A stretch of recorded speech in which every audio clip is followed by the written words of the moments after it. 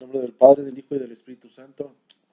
Señor, quiero darte gracias de que me permitiste nuevamente ver la luz del día, por todos los beneficios recibidos hasta este momento, pero también pedirte perdón por mis faltas, por mis debilidades, porque a veces por ignorarte, por ignorar tu palabra, por ignorarte a través del ser humano, del prójimo, te pido, Señor, que infundas en mí ese deseo de la fuerza de tu Santo Espíritu, para que a través de esas enseñanzas se siga llevando este mensaje que tienes para cada uno de nosotros.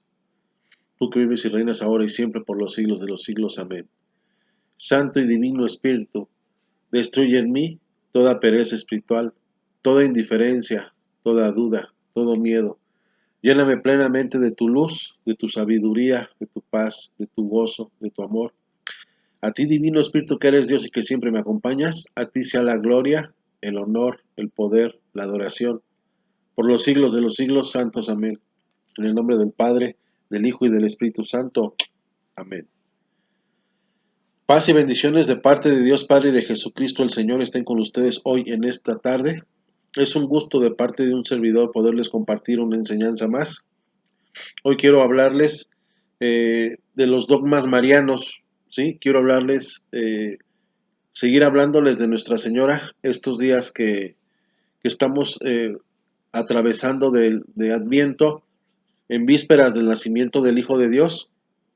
Quise tocar otro tema mariano, que son los dogmas marianos. ¿Qué son los dogmas marianos? ¿Por qué en la Iglesia Católica esto de los dogmas? ¿Sí? Dentro de la Iglesia Católica tenemos 44 dogmas, de los cuales hay 4 que se le acreditan o se le adjudican a Nuestra Señora, que sería la maternidad divina, la Inmaculada Concepción, la perpetua virginidad y la asunción de María. Voy a hablarles de los dogmas, de lo que en sí es el dogma, a qué se refiere, quién lo decretó o lo proclamó, ¿sí? Porque es extenso hablar también de los dogmas marianos, porque también aquí entra la patrística, o sea, los padres de la iglesia. Entonces quiero externarlo así nada más, eh, con citas bíblicas de lo que es cada concepto a Nuestra Señora, ¿sí? No voy a profundizar mucho en cuanto a los dogmas marianos. Aquí lo más importante que creí yo conveniente ahorita comentárselos primero así de viva voz, pero no hablar no profundizar tanto, pues, porque sí es bastante información y aquí lo más importante o el centro de los dogmas es en sí lo que es el dogma. Una definición de dogma que es una revelación de Dios, pero también es una proposición cierta y negable que trata de los fundamentos básicos en cuestión ciencia, religión o algún sistema. Esa es la definición de dogma. Y voy a hablarles en principio de cuentas ahorita. Tal vez el orden no importa como se presente en la forma que yo se los vaya a presentar, ¿sí? Puedo hablar de la Asunción de María y es el último dogma de acuerdo a cómo se dieron las cosas, de acuerdo a la fecha en que fue, pues la Asunción sabemos que es el último dogma porque fue cuando acabó su vida terrenal. Pero voy a hablar primero de la Inmaculada Concepción. ¿Por qué se le denomina o se le llama dogma de la Inmaculada Concepción? Se le llama así porque quiere decir que desde su concepción Nuestra Señora fue exenta, fue liberada del pecado original, ¿sí? Porque todos sabemos que nacimos con el pecado original. Y voy a dar cita bíblica a 1 de Juan 1, 8 al 9, ¿sí? Porque el Salmo 51, 5 al 7, que dice, mira que en pecado me concibió mi madre. Lo que pasa es que hay muchos hermanos separados que ellos dicen que no tienen pecado. Entonces yo quise tomar 1 de Juan 1, 8 al 9 para que veamos si las Sagradas Escrituras son las que mienten o son los hermanos separados los que mienten, ¿sí? Porque algunos dicen que ellos no tienen pecado, que ya son salvos. Primera de Juan 1:8 y dice, si decimos que no tenemos pecado, nos estamos engañando a nosotros mismos y la verdad no está en nosotros. Y la verdad no está en nosotros, ¿por qué? Porque Jesús en Juan 14:6 dice, yo soy el camino, la verdad y la vida. Y si la verdad no está en nosotros, ¿por qué? Porque somos pecadores, por esa simple razón. Versículo 9, pero si confesamos nuestros pecados, Él, que es fiel y justo, nos perdonará nuestros pecados y nos limpiará de toda maldad. Palabra de Dios. ¿Sí? Entonces vemos claramente aquí referente a lo que es, perdón, la Inmaculada Concepción, eh, como les vuelvo a repetir, fue preservada desde su nacimiento y que nunca pecó. Por eso es que fue Inmaculada Concepción. Y fue proclamado dogma de fe el 8 de diciembre de 1854, ¿sí? Eh, Todas las fechas que tenemos hablando de los dogmas marianos son de precepto. ¿Qué quiere decir? Que nos obliga a la misa. Cuando es de precepto es que nos obliga a la misa en ese sentido estricto, ¿sí? Luego, el siguiente es maternidad divina. Maternidad divina, ¿sí? Eh, qué quiere decir el dogma con maternidad divina? Que quiere decir Madre de Dios, ¿sí? En griego, que quiere decir la Teotokos, que es Madre de Dios.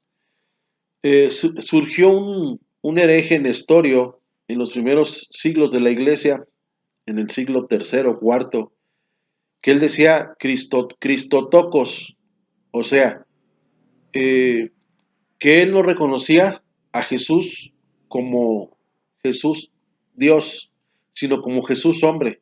Por eso él no estaba de acuerdo en esa teoría de la Teotokos, Madre de Dios, ¿sí? Sino en, este, en decir Cristo tocos, o sea, Cristo hombre. El dogma de María, el dogma de María fue este, el dogma de María se decretó en el concilio de Efeso 431, que es el primer concilio que hay en cuanto a los dogmas marianos, ¿sí? En cuanto a dogmas marianos, ¿por qué? Porque el primer concilio fue en el concilio de Efeso en el año 325. Entonces, este concilio de que se proclamó Madre de Dios fue en el concilio de Efeso 431, ¿sí? Como Madre de Dios. Aquí hay una situación en cuanto a los protestantes tocante al tema del dogma, porque ellos, digo ellos, lo reitero así, los hermanos separados, dicen que no es posible que pueda ser madre de Dios, porque a Dios nadie lo crió, porque Dios no tiene principio ni fin. Por eso es que a ellos les cuesta trabajo asimilar y entender esta parte de que María sea madre de Dios. Dicen que es la madre del ser accesible, del ser que vino al mundo, de Jesús. Pero nosotros como creyentes católicos reconocemos y creemos por fe también en nosotros que María es madre de Dios. Jesús es Dios para nosotros como católicos, ¿sí? Porque hay que entender algunas ideologías de algunos hermanos separados, porque para el testigo de Jehová Jesús no es Dios. Jesús, para ellos es el arcángel Gabriel, entonces, el arcángel Miguel, perdón. Entonces, pues a nosotros como católicos no tenemos ningún problema en reconocer que María es Madre de Dios. El tercer, el tercer dogma, que es la perpetua virginidad, ¿sí? Aquí no hay fecha hablando de la festividad de la virginidad de María, siendo que tenemos el argumento en Isaías 7:14, la profecía, Isaías 7:14, que vamos a dar lectura aquí en Isaías Isaías 740 años antes de que, de que viniera al mundo ya encarnado, claro, porque Jesús ya existía, Juan 17:5, ¿sí? Pero aquí en Isaías 7:14, y dice así: el Señor pues les dará esta señal. ¿Cuál es la señal? La joven está embarazada, la joven está embarazada y da a luz un varón a quien pone el nombre de Manuel. Esto de que una joven también se refiere en otras traducciones a una joven virgen, ¿sí? Por eso la caracterización de Nuestra Señora de Guadalupe la vemos con el pelo suelto. Esa es una simbología de que estaba embarazada, de que era una joven y virgen, porque se tenía la creencia también, o se sabía, o se creía también, que la mujer casada se hacía trenzas. Por eso la representación de Nuestra Señora, que es una joven virgen, está con el cabello suelto, ¿sí? Con el cabello suelto y que está embarazada, pero es virgen, claro. El Señor, pues, le dará esta señal. La joven está embarazada y da luz a un varón a quien pone el nombre de Manuel, Dios con nosotros, ¿sí?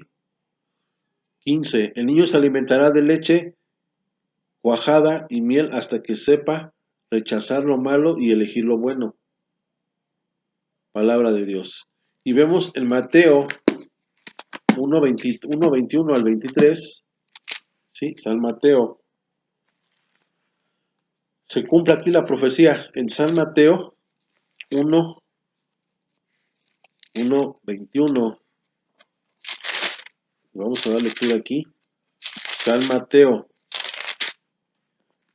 dice 1:22, 1:21, perdón. Tú eres el que pondrás el nombre al hijo que dará a luz y lo llamarás Jesús, porque él salvará a su pueblo de sus pecados. Todo esto sucedió para que se cumpliera lo que se había dicho, lo que había dicho el Señor por boca del profeta. La Virgen concebirá y dará luz a un hijo y le pondrá por nombre Manuel, que significa Dios con nosotros. Palabra de Dios, ¿sí? Nosotros para decir y para sostener esta doctrina de que la perpetua virginidad sí existió y siempre ha existido. Por eso es, en el caso de Nuestra Señora, que es antes, en él y después del parto, la siempre Virgen María. Nosotros como católicos y creyentes siempre hemos creído por fe, que Nuestra Señora es virgen también. Es la siempre Virgen María, porque fue librada del pecado original. Que hay muchos ataques, muchos rechazos, eh, eh, hasta cierto punto odio, desconocimiento, ¿sí? En contra de la persona de María, pues allá es problema de los hermanos separados. Nosotros por fe creemos, por fe, porque el cristiano católico es regido por la fe. Nosotros somos regidos por la fe y no obstante por lo que dirá el pastor o no, no. Nosotros como cristianos somos regidos por la fe, porque es bíblico y porque nuestra madre iglesia es lo que nos ha inculcado, nos ha enseñado. Y ahí tenemos también el catecismo de la Iglesia Católica, que también es un compendio donde nosotros nos vamos argumentando, nos vamos fundamentando de nuestra doctrina. La asunción de María no es lo mismo ascensión que asunción. Ascensión fue la que nuestro Señor Jesucristo fue el que ascendió en cuerpo y alma. Él ascendió. Y asunción es asunta. ¿Qué quiere decir? San Juan Pablo II nos dice, después de su vida terrenal, que la Virgen sí murió, pero también que despertó y fue asunta al cielo en cuerpo y alma, donde está claro reinando en el cielo. Tenemos la referencia en Apocalipsis 12:1, que vamos a dar lectura aquí. Apocalipsis capítulo 12, versículo 1, donde pues nosotros confiamos siempre en nuestra madre iglesia, ¿sí? En nuestros pastores, en la doctrina que nosotros hemos recibido. No dudamos nosotros, sabemos quién es Nuestra Señora, ¿sí? Y voy a dar lectura aquí, Apocalipsis 12:1. Apareció en el cielo una señal grandiosa, una mujer vestida de sol. Ahí está Nuestra Señora. Con la luna bajo sus pies. La luna bajo sus pies es una representación nosotros que tenemos, una advocación, ¿sí? Porque lo que se ve así es la luna de negro, es la advocación que tenemos en Santa María de Guadalupe. Con la luna bajo sus pies, sobre su cabeza está, a ver otra vez. Apareció en el cielo, apareció en el cielo una señal grandiosa, una mujer vestida de sol, con la luna bajo sus pies y una corona de 12 estrellas sobre su cabeza, una corona de 12 estrellas, o sea, quiere decir simbolizando a los 12 apóstoles. Está embarazada y grita de dolor porque ha llegado la hora de dar a luz. Palabra de Dios. ¿Sí? Entonces, hay más líneas, hay más textos bíblicos, ¿sí? Acá está Cantares 6:10 que no voy a dar lectura. Hay muchos textos bíblicos, desde el Antiguo hasta el Nuevo Testamento, desde el Génesis 3:15 hasta el Apocalipsis, que es el último libro, para que veamos que sí, que está conectado Antiguo y Nuevo Testamento en primer lugar. Segunda, que Nuestra Señora tuvo participación, tanto Antiguo y Nuevo Testamento, llámese por una prefiguración, por un simbolismo que sí va a dar. Nuestra Señora es la nueva Eva, ¿sí? Eh, como relación a todo esto, por eso es que nosotros como fieles cristianos católicos le tenemos un respeto, una veneración especial a Nuestra Señora por ser quien es, por ser la Madre de Dios y no decir que nosotros la adoramos. No, podemos tener un cariño, un amor, sí, amar a María no es adorar a María. Vuelvo a repetir, amar a María no es adorar a María. Por eso nosotros tenemos eh, ese cariño a Nuestra Señora, ese cariño, ese aprecio, una veneración especial, porque es nuestra madre espiritual. Juan 19:26. Yo quise dar los dogmas de una manera resumida, nada más para que sepamos por qué los dogmas de María en la iglesia, porque también Nuestra Señora juega un papel importante en el plan salvífico de nuestra salvación.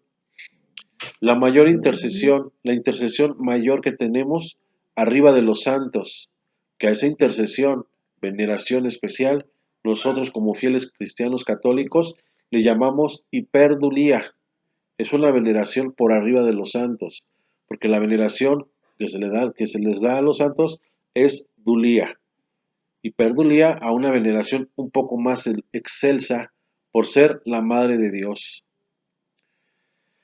Que no te dé vergüenza a ti eh, hablar de los dogmas de María, ¿sí?